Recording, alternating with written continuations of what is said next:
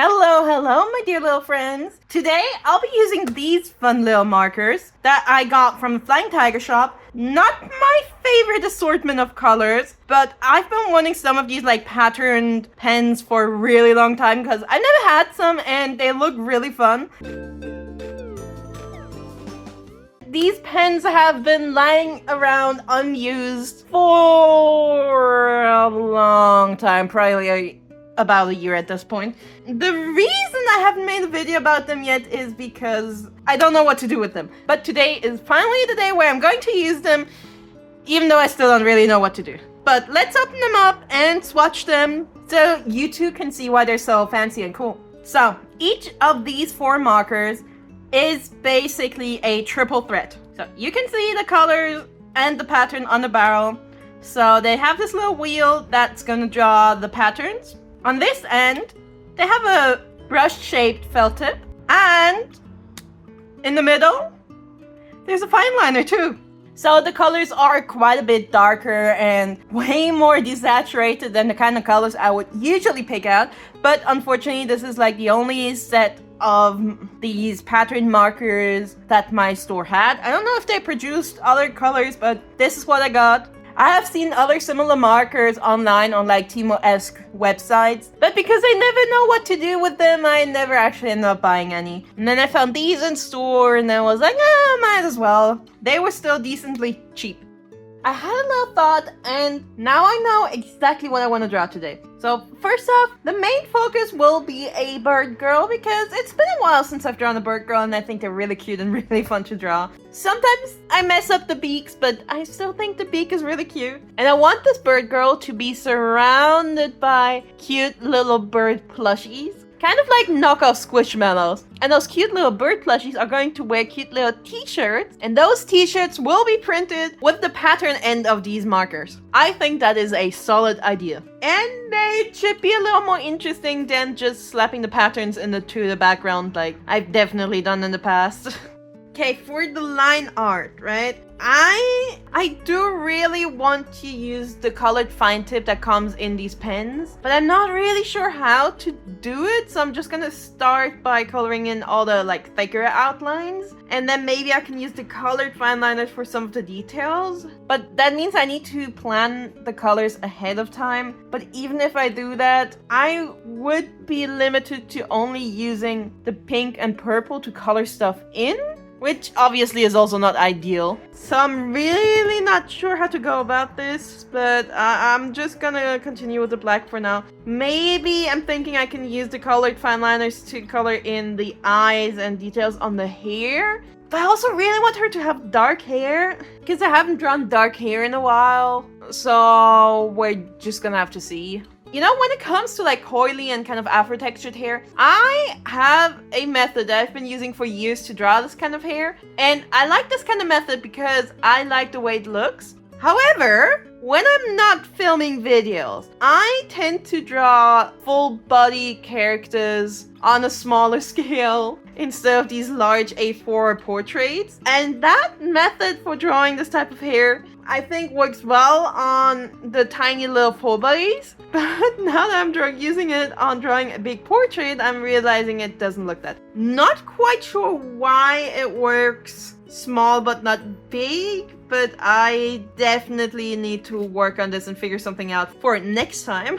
I did initially think about giving her something like Afro puffs, but then I very quickly realized there's no point because of all the like little bird plushies that are lying around her. You wouldn't really see that kind of hairstyle anyway. So instead I'm just having her hair poking out here and there, and then she gets some fringe hair. Very, very messy fringe hair, but I don't know, she's a child, I don't really mind.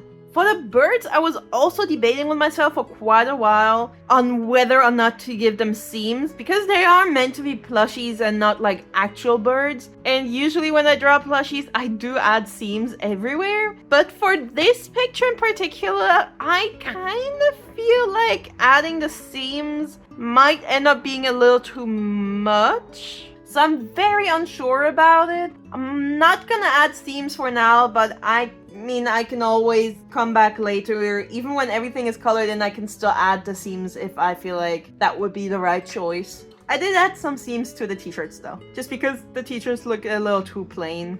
Alright, the liner is done, and as you can probably tell, I gave up on the colored fine liners very quickly. I don't know, it just didn't really work out the way I was hoping it would. So I guess I'm just gonna have to find a different way of how to incorporate them into this drawing. Since I used the blue fine liner for her eyes, I'm also basically just forced to color in her eyes in purple, because that's the only color that works with the dark blue outlines. Okay, if I want her hair to be dark blue and her eyes are gonna be purple, and she's got a little pink skin patch on her nose, which means I'm basically forced to make her skin dark red, or feathers, I guess, not skin. I think from all the colors in this set, the dark red is probably my least favorite, but it is the only color left, so it has to end up looking good, because otherwise I'll be very sad.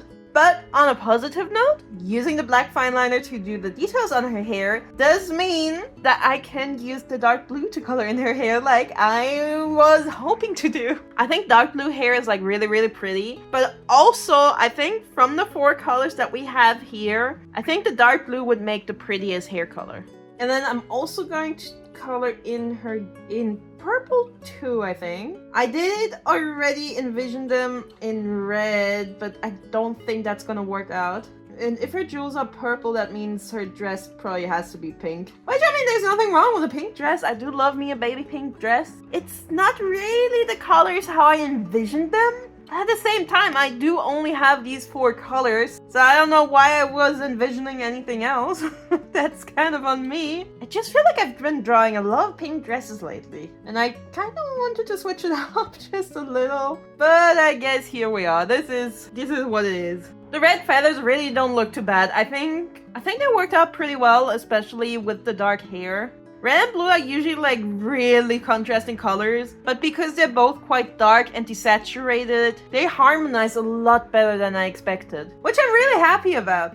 The ink flow from the brush marker end is actually super juicy. Like, it's beyond juicy. It is just as wet as the tip of a watercolor brush pen, which surprised me a bit because these pens are not actually marketed as watercolor pens. But I mean, the ink flow definitely mimics that. And they already have this kind of like brush shape. It doesn't have bristles like the Zig ones that I have, but I think this is still pretty cool, especially since they were quite cheap. I believe it was like €3 for the set of 4. But don't quote me on that, it's been a really long time since I bought the pens. Oh, you know what? Actually, it's quite similar to some of the Faber-Castell pens that I have. Yes, this is like a really good comparison.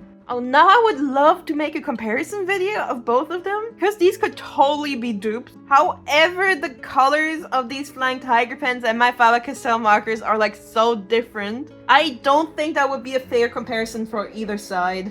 Of course, you have the streakiness that comes with water-based markers. That's just something that always happens, you can't really prevent it. And to be fair, it doesn't bother me that much. But in addition to the streakiness, you might have also noticed this like dotty little noise texture. And that dotty little noise texture has very little to do with the markers. That is unfortunately just something that this sketchbook does when you use wet mediums on it. And by extension also just very wet or juicy markers. It is a mixed media sketchbook after all, so you can't really fault it for not being perfect with every medium in existence. And it is great for most of the mediums that I do use. Then for the big bird that she's holding, I think I'm gonna make this one purple. Because one, purple is my favorite color out of the set. And also I think purple is gonna be my only option because that big bird is touching her red skin, touching her blue hair, and the pink dress. And to keep this picture as easily readable as possible, I should definitely avoid any of those other colors, so purple it is. I don't think the beak of the bird really matters though.